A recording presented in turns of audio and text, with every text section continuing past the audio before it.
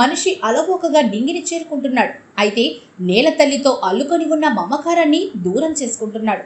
ఒకప్పుడు దాదాపు ప్రతి ఇంట్లోనూ చేదోడు బావి ఉండేది. ఆ బావికి గిలక ఏర్పాటు చేసి దాని ద్వారా నీటిని తోడుతుంటే గిలక నుంచి వచ్చే శబ్దం ఎంతో వినసొంపుగా ఉండేది. నేడు ఆ బావులు కనుమరుగయ్యాయి. ఎన్నో బావులను పూడ్చేశారు. తరాలు మారుతున్న కొద్దీ ప్రజలు యాంత్రిక జీవనానికి అలవాటు పడి ఈ సహజత్వానికి దూరమయ్యారు. రక్షిత మంచినీటి పథకాలు, ఇంటింటికి కుళాయి పథకాలతో ప్రతి ఇంటికి కుళాయి వచ్చేసింది. నెల్లూరు జిల్లా పొదలకూరులో 2 బావులు మాత్రం మరుగున పడకుండా తాగునీటి అవసరాలను తీరుస్తున్నాయి. పట్టణంలోని శివాలయం ప్రాంగణంలో ఉన్న తాగునీటి బావి, అలాగే అదే వీధిలో మఠం వద్ద ఉన్న మరొక బావి వాడకంలో ఉన్నాయి. శివాలయం బావి నీటిని ఒకప్పట్లో ఊళ్ళో వారంతా తెచ్చుకొని తాగేవారు. ప్రస్తుతం ఎవరు ఈ నీటిని తెచ్చుకోవడం లేదు. అయితే ఆలయంలో అవసరాలకు, స్వామి అమ్మవార్ల అభిషేకాలకు ఈ నీటిని వాడుతున్నారు. మఠం వద్ద ఉన్న బావిలో నీటిని చుట్టుపక్కల వారు ఉపయోగిస్తున్నారు. ఈ 2 బావులకు గిలకలు లేనందువల్ల మోటార్ల ద్వారా వీటిని తోడుకొని వాడుకుంటున్నారు. యాదవి వీధిలో బావి నిరుపయోగంగా ఉంది. మండలంలో దాదాపు మిగిలిన బావులన్నీ మూతపడిపోయాయి.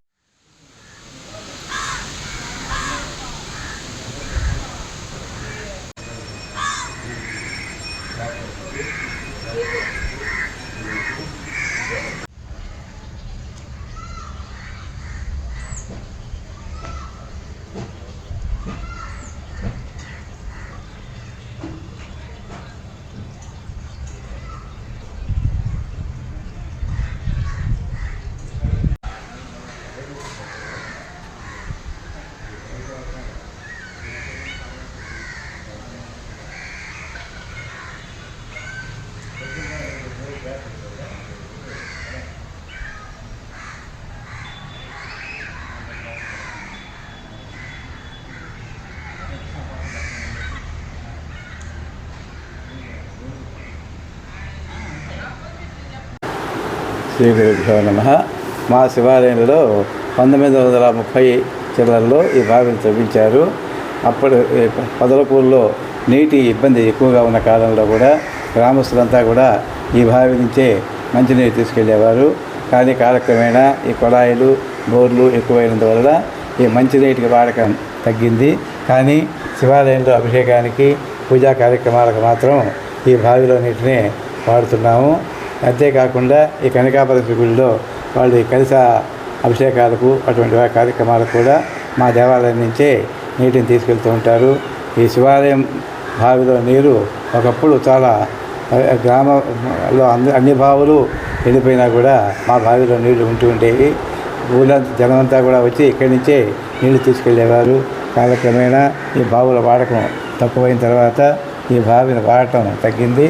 కానీ మా దేవాలయంలో మాత్రం ఈనాటికి కూడా అభిషేకానికి ఈ బావి జలాన్నే వాడుతూ ఉంటాం.